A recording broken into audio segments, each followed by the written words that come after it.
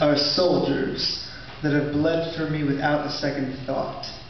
My smile is an assassin that aims for the heart but never quite pulls the trigger. See, love is a child of war. And my feet brave the battleground stained with blood, dirt dampened by tears shed when we got a lot to lose. Today my shoes trekked me to the trenches of a hardware store for a box of screws.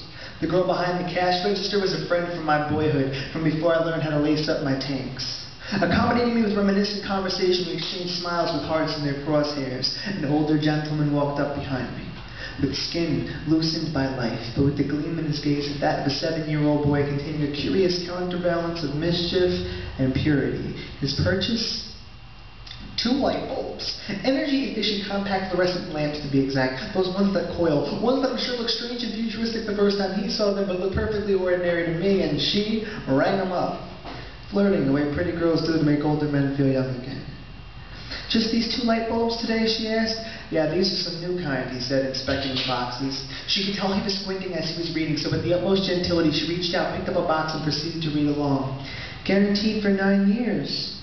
You won't have to buy another bulb for a while. He said, in 9 years, I'll be 92. Now, both of us were taken back by this. This guy didn't look like he was strolling down the backstretch in the 60s yet, let alone he appeared to be 83. So she asked him, are you really 83 years old? And he said, sure. And my first thought was that he wouldn't live long enough to see one of those bulbs burn out. But the next thing he said swiped that thought from my mind. He said, you know, I've been married for 60 years. I said, to the same woman the whole time?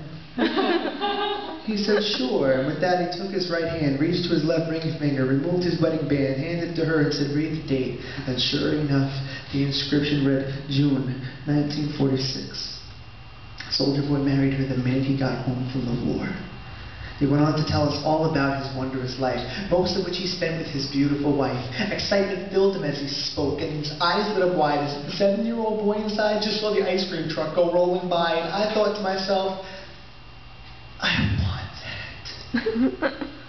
I want to be 83 years old knowing that I'm going to go buy a box of light bulbs from the store and there's a beautiful girl waiting for me to come home in the dark. I want a candle in the window lit when I'm gone and I'm missed. I want to be as in love after 60 years as I was the first time we kissed, and at that moment I thought of you. And how someday you're going to send me out to the store for something stupid like your shampoo, and up and down each aisle I will cluelessly roam in search of milk, mothballs, mouthwash, dental floss, and a comb, but I know you're going to be there waiting for me when I get back home, because this is real. These soldiers would die for you, and this assassin would kill for you, and the Navy fleet will always return home to familiar waters as long as you are there waiting on shore. Love is a child of war, and this time I know what I'm fighting for.